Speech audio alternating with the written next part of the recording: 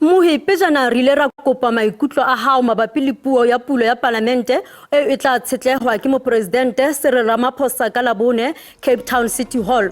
Potso ke hore ke eng eo lakatsang ha Mopresidente a ka bua ka yona e ka tlisang phetoho bophelong ba hao. Maikutlo a lona ke a latelang. Ho Facebook, Paul Koto o re ke kopa Mopresidente a bue ka mesebetsi, botlokotsebe, load shedding le ho tlisa botsitso ka hara naha ya rona. Melata ya itahola ha o sana molao naheng ena. Matsipa Binga o re nka thabela ha a ka bua ka mesebetsi le motlakase. Danny Mpinga o re Mopresidente ha ka qala ka load shedding, metsi, mesebetsi nka kgotsofala. Maikutlo a hao ka video ya WhatsApp a latela.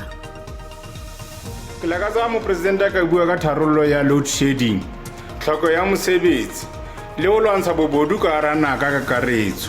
Se nka thabelang ho utlwa Mopresidente ka nnete a se ama haholo ke taba ya dimasepala tsa rona tse le hore di putlane ha di kgone ho fana ka ditshebeletso setjhabeng.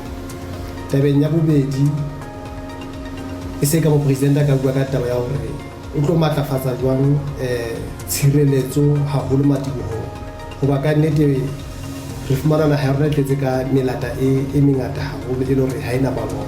Nka rata ntate Cyril Ramaphosa a ka lokise taba ena ya motlakase ona wa timatima hobane motlakase ona na timatima ena e senyetsa setjhaba, e senyetsa bo business. A ntate Ramaphosa a ka lokise taba ena ya motlakase. Nka thaba haholo Mopresidente ha ka qala ka timatima. Ho ya bobedi a bue ka batjha ba dutse makoisheneng ba sa sebetseng. Ho ya boraro a bue ka phano e putlameng ya ditshebeletso dimasepaleng. Ka nnete nka thaba haholo ka tshwara tsona tseo.